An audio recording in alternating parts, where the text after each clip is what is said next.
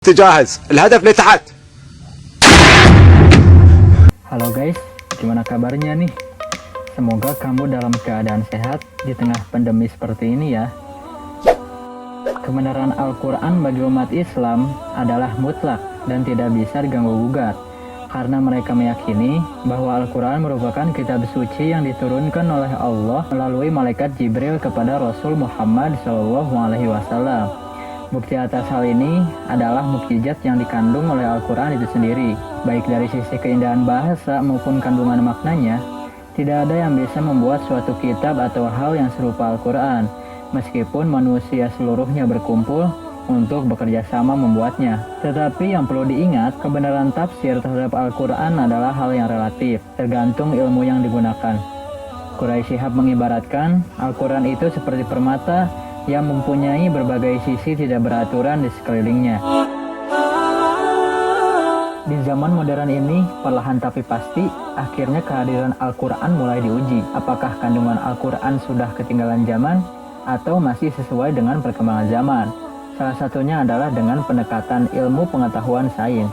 Misalnya saja menurut sejarah, yang juga tercantum di dalam Al-Quran, yaitu ketika Nabi Musa alaihissalam membawa Bani Israel keluar dari negeri Mesir menuju Palestina dan dikejar Fir'aun, mereka harus melewati Laut Merah. Allah memerintahkan Musa untuk memukulkan tongkatnya ke laut. Terbelahlah lautan dan terbentanglah jalan yang besar. Musa beserta umatnya melalui jalan itu sehingga selamat sampai di seberang. Ketika lautan kembali seperti semula, Firaun beserta pengikutnya masih berada di dalamnya, yang mengakibatkan mereka tenggelam. Mayat Firaun ditemukan oleh orang-orang Mesir terdampar di pantai. Kemudian mereka membalsam dan menjadikannya mumi. Berabad-abad kemudian, seorang guru besar ilmu bedah berkebangsaan Prancis bernama Profesor Dr. Maurice Bucaille berhasil menemukan mumi Firaun. Dia pun melakukan pembedahan. Hasil yang didapat membuatnya terheran-heran karena sel-sel saraf Firaun menunjukkan bahwa kematiannya benar akibat tenggelam di laut dengan shock yang hebat. Dengan ditemukannya bukti ini, dan setelah membandingkannya dengan apa yang dia baca dalam Al-Quran surat Yunus ayat 92 yang berbunyi, "Maka pada hari ini kami selamatkan badanmu supaya kamu dapat menjadi pelajaran bagi orang-orang yang datang sesudahmu.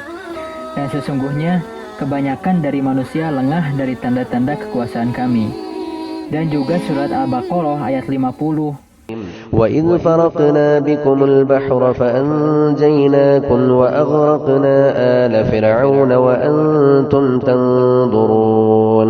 Yang artinya, dan ingatlah ketika kami belah laut untukmu, lalu kami selamatkan kamu dan kami tenggelamkan Fir'aun dan pengikut-pengikutnya, sedang kamu sendiri menyaksikan.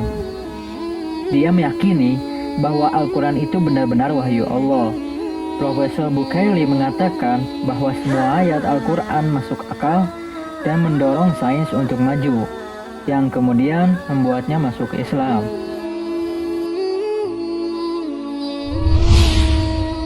Telah terbukti bahwa Al-Quran mengandung kemukjizatan sains.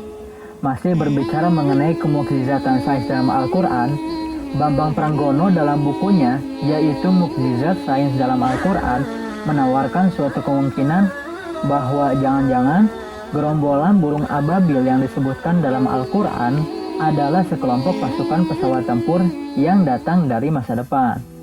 Dalam video ini, kami akan menjelaskan alasannya. Kenapa begitu adalah channel yang membahas fakta yang menghibur, informatif, unik, dan tentunya bermanfaat dari berbagai belahan dunia hanya buat kamu. Jadi, pastikan kamu klik tombol subscribe dan bunyikan loncengnya ya, supaya kamu jadi orang yang pertama tahu update video menarik lainnya. Dalam Al-Quran surah Al-Fil, Allah menceritakan kisah tentara bergajah yang menyerang kota Makkah di tahun kelahiran Nabi Muhammad SAW. Dalam kitab At-Tafsirul Kabir karya Fahrul Razi dijelaskan, nama pemimpin pasukan itu adalah Abrahah bin As-Sobah al-Asromi yang merupakan seorang raja Yaman. Tujuannya yaitu ingin meruntuhkan Ka'bah lalu mengalihkan peribadatan haji orang-orang Arab ke kuil besar bernama Al-Qulais yang baru dibangunnya di kota San'a. Tafsir itu juga secara detail menyebutkan bahwa ada 9 atau 12 ekor gajah yang ikut serta dalam penyerangan. Adapun gajah yang terbesar bernama Mahmud. Namun, rencana itu gagal karena datangnya burung-burung yang melempari pasukan tersebut dengan batu-batu kecil sampai binasa.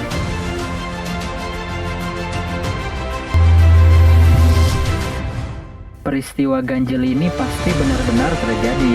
Terbukti ketika surah ini diturunkan di Mekah, tidak ada satupun orang kafir Quraisy yang membantahnya. Padahal mereka banyak sekali mendustakan ayat-ayat yang lain. Nah, yang menarik adalah uraian detail mengenai bentuk burung ababil, lemparan batu kecil, dan akibatnya pada tubuh gajah maupun pasukan Abraha. Misalnya, dalam tafsir Majma'ul Bayan, karya Ibnu Hasan At-Tabrisi, digambarkan bahwa burung itu datang berbondong-bondong dari laut, warnanya ada yang hitam, putih, dan hijau. Setiap burung membawa 3 batu, 1 digigit dengan paruhnya, 2 digenggam masing-masing kakinya.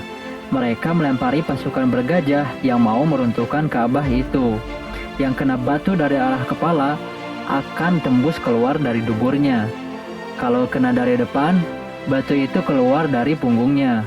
Akibatnya, tubuh gajah dan orang-orang itu berlubang seperti daun yang dimakan ulat. Kalau kita renungkan sejenak, bukankah itu gambaran dari luka-luka akibat tembakan peluru yang mampu menembus dan mengoyak-ngoyak tubuh? Juga gambaran tentang cara burung membawa batu tadi mengingatkan pada bentuk pesawat tempur yang aerodinamis mirip burung seperti F-15 atau Sukhoi Su-29. Pesawat itu membawa beberapa peluru kendali di bawah sayap dan moncong senapan mesin di bawah kokpitnya. Tentunya, orang Arab Mekah tahun 570 Masehi yang melihat benda-benda terbang pada waktu itu hanya mengerti bahwa itu adalah burung. Demikian juga Allah menyebutnya dengan kata toiron ababil supaya mudah dipaham. Semua uraian tentang burung ababil dalam kitab-kitab tafsir juga tidak berasal dari Rasulullah SAW. Jadi, tingkat kebenarannya pun hanya sebagai kisah, bukan dalil pasti seperti perintah hukum yang tidak boleh dibantah. Kalau toh memang ababil adalah burung yang berterbangan, bagaimana mungkin orang Arab pada waktu itu bisa melihat batu kerikil panas yang kecil digigit di paruhnya dan 2 lagi digenggam pada cakarnya? Lagi pula, konon peristiwa itu terjadi di lembah sunyi yang bernama Wadi Muhasir antara Mina dan Muzdalifah. Siapa yang menyaksikan secara mendetil? Mungkin saja itu hanya imajinasi para periwayat saat itu. Maka seharusnya imajinasi mutakhir pun dibolehkan selama tidak menyangkut masalah akidah. Tidak mustahil bahwa barangkali yang dimaksud ababil adalah satu pasukan pesawat tempur milik negara Islam abad ke-21. Lantas, bagaimana bisa masuk ke dalam peristiwa tersebut? Teori lompatan waktu sudah semakin mendekati kenyataan. Al-Quran sendiri banyak mengungkapkan perjalanan antar waktu. Kisah Isra Mi'raj Nabi Muhammad SAW tolat bersama nabi-nabi terdahulu merupakan perjalanan ke masa lampau. Mungkin saja serombongan pesawat tempur muslim tadi sedang terbang berpatroli lalu terjebak dalam pusaran angin di atas Laut Merah yang ternyata adalah lorong waktu.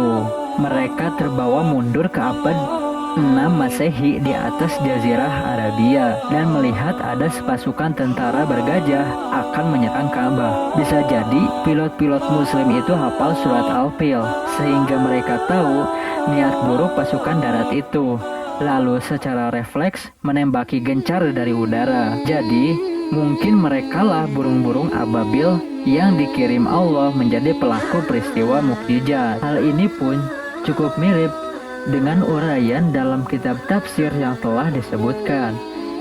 Mereka bisa disebut dikirim Allah karena sebagai pilot yang beriman pasti akan membela Ka'bah. Bagaimana nasib mereka kemudian? Apakah bisa kembali ke abad sekarang? Tampaknya tidak. Mereka terjebak di masa lalu, kehabisan bahan bakar, dan lenyap dari sejarah. Maka, kisah diselamatkannya Ka'bah oleh burung-burung ababil yang dikirim Allah akan tetap menjadi misteri.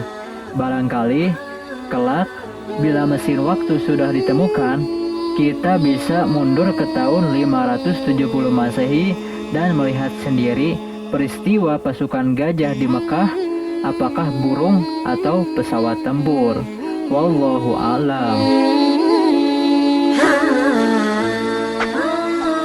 Menurut kamu nih guys, ada kemungkinan benar gak sih alasan-alasan tadi? Komen di bawah ya. Kalau kamu suka dengan video ini, klik tombol like dan komen bagian mana yang kamu suka.